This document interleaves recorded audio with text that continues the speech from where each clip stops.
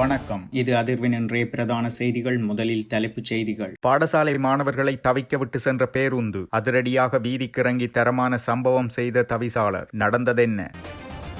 பாதாள குழு உறுப்பினர் பெக்கோ சமனின் கைபேசியில் நாமல் சார். யார் அந்த நாமல் என குழம்பிய அதிகாரிகள். பிரதி அமைச்சர் அம்பலமாக்கியது என்ன? பெக்கோ சமன் சொகுசு பேருந்துகளும் பறிமுதல். නාමල් සර් මගේ සර් රාජපක්ෂ. ඉතින් අර ෆෝන් වල තියෙනවා. බැකෝ සමන්ගේ ෆෝන් වල තියෙනවා. ඉතින් අපි දන්නේ මේ නාමල්ද වෙන නාමල් කෙනෙක්ද?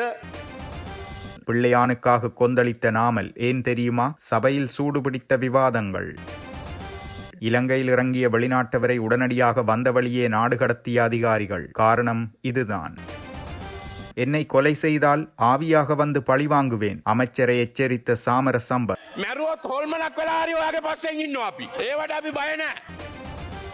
ஆவி மிரட்டலுக்கு அஞ்ச மாட்டோம். இப்பொழுது அப்படித்தான் இருக்கிறீர்கள். போதை ஒழிப்பால் முள்ளம்பன்றிகள் கூச்சலிடுகின்றன. நீதி அமைச்சர். பிரதேச சபை கொலை விவகாரம். துப்பாக்கிதாரிகள் கைதாகும் தினத்தை அறிவித்த அரசாங்கம். இசாரா செவ்வந்திக்கு உதவிய கிளிநொச்சி நபர். ஈஸ்டர் தாக்குதலாளிகள் தப்பியோடவும் உதவினாரா? வெளிவரும் மர்மங்கள். சிக்கியது செவ்வந்தி தப்பியோடிய படகு. பாடசாலை மாணவர்களுக்கு மரண தண்டனை. சிறைச்சாலை ஆணையாளர் பகீர் தகவல். அனுரகுமார திசாநாயக்க தலைமையிலான தற்போதைய அரசாங்கம் கடந்த ஆட்சிகளை விட 100% சிறந்தது. முன்னாள் நாடாளுமன்ற உறுப்பினர் தெரிவிப்பு. தங்கத்தில் செய்த மோட்டார் சைக்கிள் எங்கு தெரியுமா? ஆச்சரியத்தில் நெட்டிசன்கள். அதிர்வு சேனலை லைக் மற்றும் சப்ஸ்கிரைப் செய்து கொள்ளுங்கள். இனி தொடர்வென விரிவான செய்திகள். அம்பாறை திருக்கோவில் பிரதேசத்தில் நேற்று காலை பாடசாலை மாணவர்கள் நீண்ட நேரமாக பாடசாலை செல்வதற்காக பேருந்து நிலையத்தில் காத்திருந்துள்ளனர். குறித்த வழியால் செல்லும் பேருந்துகள் மாணவர்களை உதாசீனப்படுத்தி அவர்களை ஏற்றாது சென்ற நிலையில் திருக்கோவில் பிரதேச சபை தவிசாளர் அங்கு விரைந்திருந்தார். பாடசாலை மாணவர்களுக்காக களத்தில் இறங்கிய திருக்கோவில் பிரதேச சபை தவிசாளர் சுந்தரலிங்கம் சசிகுமார் வீதியால் பயணித்த பேருந்தை நிறுத்தி மாணவர்களை பாடசாலைக்கு பேருந்தில் ஏற்றி அனுப்பி வைத்துள்ளார். இந்த நிலையில் தவிசாளரின் செயலுக்கு பாராட்டுகள் குவியும் அதேவேளை மாணவர்கள் பாடசாலைக்கு செல்ல காத்திருக்கையில் இவ்வாறு அவர்களை பேருந்து ஏற்றாது செல்வது தொடர்பாக பெற்றோர்கள் கவலை வெளியிட்டுள்ளனர். எனவே இது தொடர்பில் சம்பந்தப்பட்டவர்கள் கவனம் செலுத்தி மாணவர்கள் பாடசாலைக்கு செல்ல முறையான அரச பேருந்து வசதியை ஏற்படுத்தி தர வேண்டும் என்றும் கோரிக்கை விடுத்துள்ளனர்.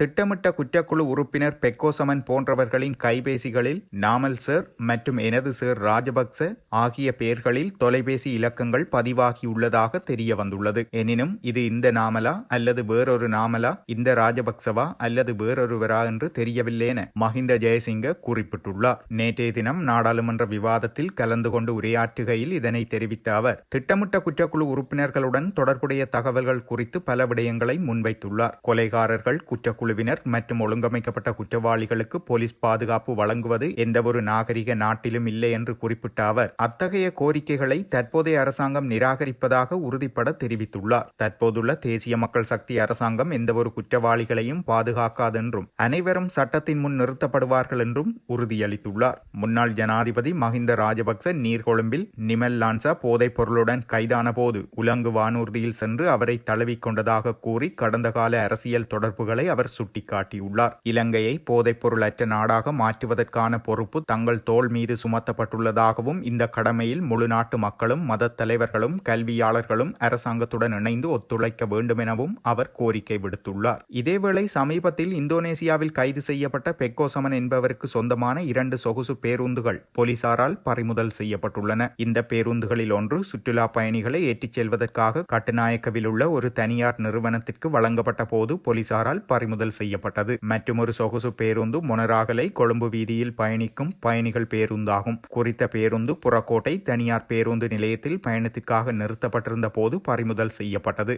இந்த 2 பேருந்துகளும் பெக்கோ சமனால் வேறு நபர்களின் பெயரில் வாங்கப்பட்டுள்ளதாகவும் போலீசார் தெரிவிக்கின்றனர்.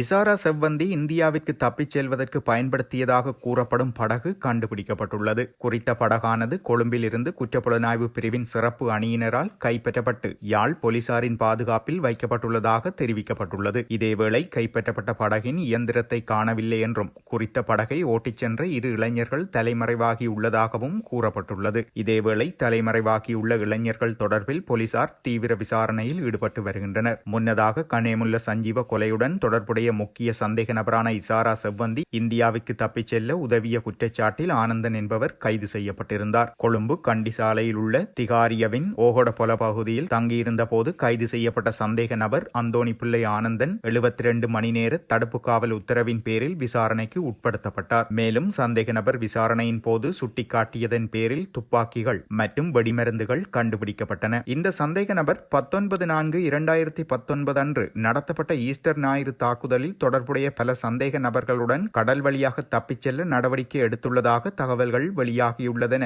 மூத்த காவல்துறை அதிகாரி ஒருவர் தெரிவித்தார். தற்போது வெளிநாட்டில் இருக்கும் சிலோன்பாய் எனப்படும் முகமது ரிஸ்வி என்ற நபரின் ஆலோசனையின் பேரில் சந்தேக நபரான இசாரா செவ்வந்திக்கு கடல் வழியாக இந்தியாவுக்கு தப்பிச் செல்ல படகு வசதிகள் வழங்கப்பட்டதாக மேலும் தெரிய வந்துள்ளது.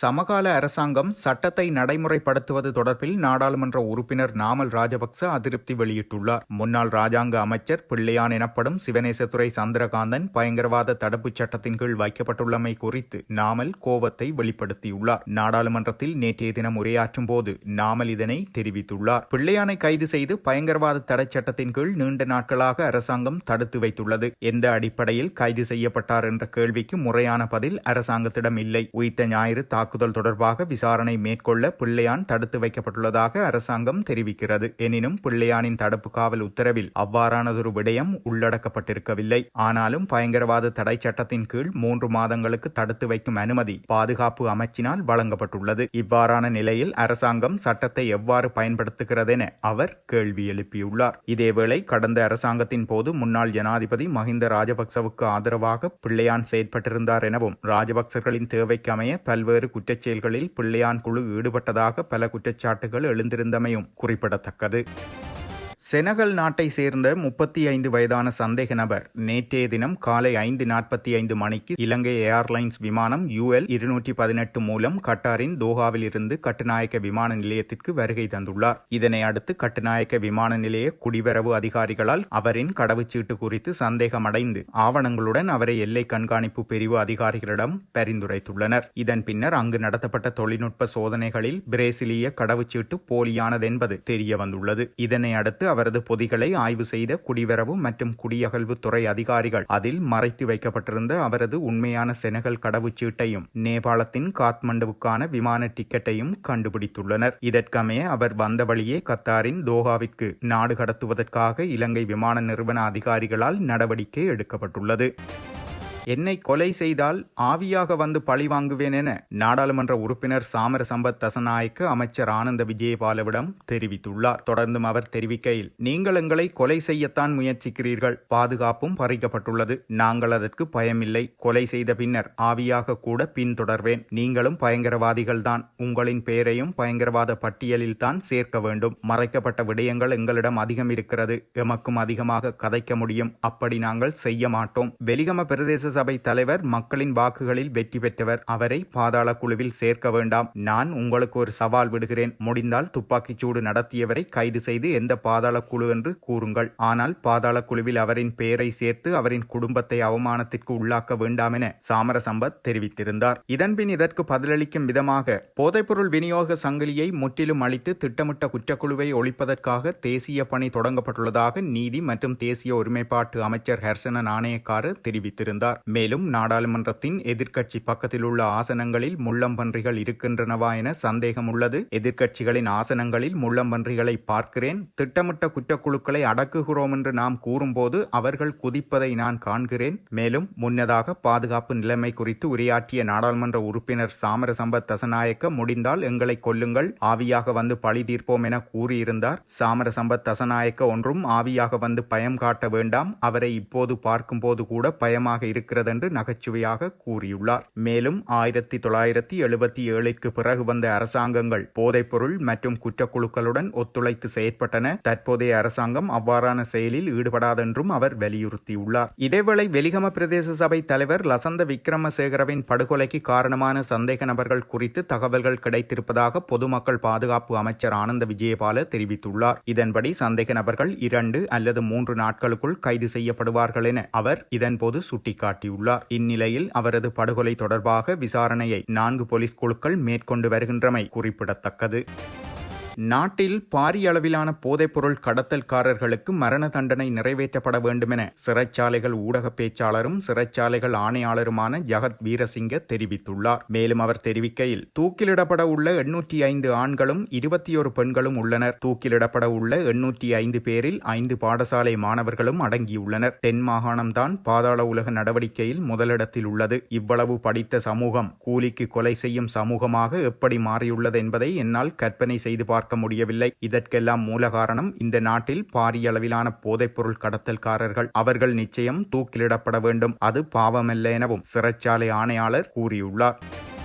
தங்கத்தில் செய்த மோட்டார் சைக்கிள் காணொளியை பார்த்து நெட்டிசன்களை ஆச்சரியமாக்கும் சம்பவம் பதிவாகியுள்ளது. துபாயில் சர்வதேச வாகன கண்காட்சியில் வைக்கப்பட்ட தங்கத்தினாலான மோட்டார் சைக்கிள் இதற்கு காரணமாகிறது. அவ்வாறான சம்பவம் ஒன்று துபாயில் அரங்கேறியுள்ளது. துபாயில் சர்வதேச வாகன கண்காட்சி நடந்தது. இதில் சுசுகி நிறுவனம் தனது சூப்பர் பைக்கான ஹயபூசாவை காட்சிப்படுத்தினர். மணிக்கு 300 கிலோமீட்டர் வேகத்தில் செல்லும் திறன் கொண்ட இந்த மோட்டார் சைக்கிளை அவர்கள் தங்கத்தில் வடிவமைத்திருந்தனர். இதன் விலை ரூபாய் 5.76 கோடியாகும். அது தொடர்பான காணொளி இணையத்தில் வைரலாக பரவி வருகிறது. சினிமா நடிகர் மற்றும் முன்னாள் பாராளுமன்ற உறுப்பினர் ரஞ்சன் ராமநாயக்க தற்போதைய அனுரகுமார திசாநாயக்க தலைமையிலான அரசாங்கம் கடந்த ஆட்சியாளர்களை விட 100% சிறந்ததென தெரிவித்துள்ளார். அரசாங்கத்தின் மீது பொய்யுரைப்பதாக அல்லது பிரச்சாரங்களை மேற்கொள்வதாக சிலர் குற்றஞ்சாட்டினாலும் அவை குற்றங்கள் இல்லை என ரஞ்சன் ராமநாயக்க தெரிவித்துள்ளார். இதேவேளை முந்தைய ஆட்சிகளுடன் ஒப்பிடுகையில் இந்த நிர்வாகம் வீழ்த்தப்பட வேண்டிய அளவிற்கு எந்தவொரு மோசமான நடவடிக்கைகளையும் மேற்கொள்ளவில்லை எனவும் அவர் வலியுறுத்தியுள்ளார். இத்துடன் செய்திகள் நிறைவடைகின்றன. மறக்காமல் அதிர்வு சேனலை லைக் மற்றும் சப்ஸ்கிரைப் செய்து கொள்ளுங்கள்.